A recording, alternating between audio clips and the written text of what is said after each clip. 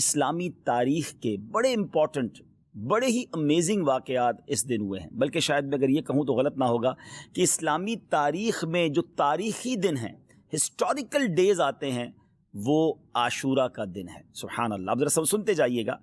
کہ حضرت آدم علیہ نبینا علیہ الصلوۃ والسلام کی جو توبہ قبول کی گئی وہ دن 10 محرم الحرام کا تھا۔ حضرت آدم کی جو پیدائش ہوئی، دا برتھ ڈے آف سیدنا آدم علیہ الصلوۃ والسلام، وہ بھی 10 محرم۔ اسی دن انہیں جنت میں بھی داخل کیا گیا۔ اسی دن عرش، کرسی، آسمان، زمین، سورج، چاند، ستارے اور جنت کو پیدا کیا گیا۔ آپ سوچئے کہ بیسکس آف دا ورلڈ جو ہیں وہ 10 محرم والے دن پیدا کیے گئے ہیں۔ سیدنا ابراہیم علیہ الصلوۃ والسلام خلیل اللہ ہیں، آپ کا جو برتھ ڈے ہے، آپ کی بھی جو پیدائش کا دن ہے، وہ بھی 10 محرم الحرام ہے۔ پھر اسی طرح اسی دن حضرت ابراہیم علیہ الصلوۃ والسلام کو جو آگ سے نجات ملی تھی، جو آگ گلزار بنی تھی، وہ بھی 10 محرم کا دن تھا۔ یہی وہ دن تھا جب حضرت موسیٰ علیہ نبینا علیہ الصلوۃ والسلام اور آپ کی امت کو نجات ملی اور فرعون اپنی قوم سمیت غرق ہوا۔ حضرت سیدنا عیسیٰ روح اللہ علیہ نبینا علیہ الصلوۃ والسلام کی جو پیدائش ہے وہ بھی 10 محرم الحرام کو ہوئی۔ جو حضرت عیسیٰ علیہ الصلوۃ والسلام کو آسمانوں پر اٹھایا گیا، ناظرین، that was also the day of Ashura, وہ بھی دن 10 محرم الحرام کا تھا۔ حضرت نوح علیہ الصلوۃ والسلام کے زمانے کے طوفان کو کون نہیں جانتا، مگر اس طوفان سے جو فارغ ہونے کے بعد ان کی کشتی کوہ جودی پر ٹھہری تھی، وہ دن بھی 10 محرم الحرام کا تھا۔ حضرت سلیمان علیہ الصلوۃ والسلام کی بادشاہت پوری دنیا میں مشہور ہے، مگر جو یہ بادشاہت، یہ ملک عظیم آپ کو جو عطا کیا گیا، وہ دن بھی 10 محرم الحرام تھا۔ حضرت یونس علیہ الصلوۃ والسلام کا واقعہ، جو مچھلی کے پیٹ میں آپ گئے، کتنا مشکل وقت آپ نے گزارا، مگر جو مچھلی کے پیٹ سے نکلنے والا دن تھا، یعنی اس مصیبت سے نجات کا جو دن تھا،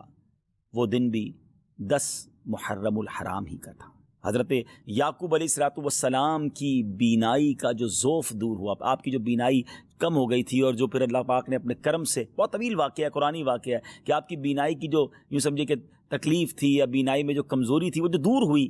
وہ دن بھی 10 محرم الحرام کا تھا۔ حضرت یوسف علیہ الصلوۃ والسلام کی ہسٹری جنہوں نے پڑھی ہے، انہیں معلوم ہے کہ آپ کو گہرے کنویں میں ڈال دیا گیا تھا، مگر اس گہرے کنویں سے جو نکالا گیا، وہ دن بھی 10 محرم الحرام کا تھا۔ حضرت ایوب علیہ الصلوۃ والسلام کے صبر کو، آپ کی تکلیف کو، آپ کی بیماری کو آپ جانتے ہوں گے، آپ نے پڑھا ہوگا کہ ان کے ساتھ کتنی پرابلمز تھیں، مگر اس تکلیف کو جو دور کیا گیا،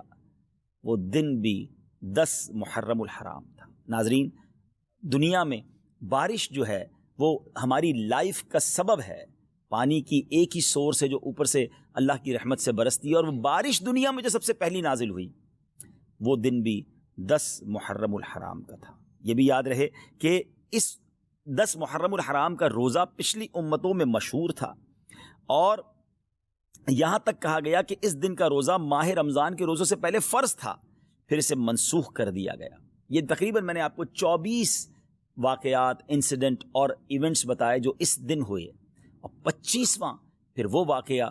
امام علی مقام، امام عرش مقام، امام تشنا کا، امام حسین رضی اللہ تعالیٰ عنہ اور آپ کے رفقا کو بھوکا پیاسا رکھ کر کربلا کے میدان میں جو شہید کیا گیا، وہ دن بھی 10 محرم الحرام کا۔ اگر کسی کا ذہن ہو تو وہ سوچے کہ اس دن میں اللہ کی رحمت کو کس قدر پکار سکتا ہوں، کس قدر عبادت کر سکتا ہوں، جو رب حضرت یوسف کو گہرے کنویں سے نکال سکتا ہے، جو حضرت یونس کو مچھلی کے پیٹ سے نکال سکتا ہے، جو حضرت ایوب کی بیماری کو دور کر سکتا ہے، جو حضرت موسیٰ کے لیے عاشورہ کے دن فرعون سے نجات کے لیے دریائے نیل میں راستے نکال سکتا ہے، وہ رب کریم میری مشکلوں کو بھی دور فرما سکتا ہے، وہ رب کریم میرے لیے بھی رحمت کے دروازے کھول سکتا ہے۔ تو یہ رات اور کل کا دن ہم نے عبادت میں، رب کو پکارنے میں، اس کی بارگاہ میں التجا کرنے میں گزارنا ہے، اور اس کی بارگاہ میں اسی طرح التجائیں کرنی ہیں، تو انشاءاللہ ضرور کرم ہوگا۔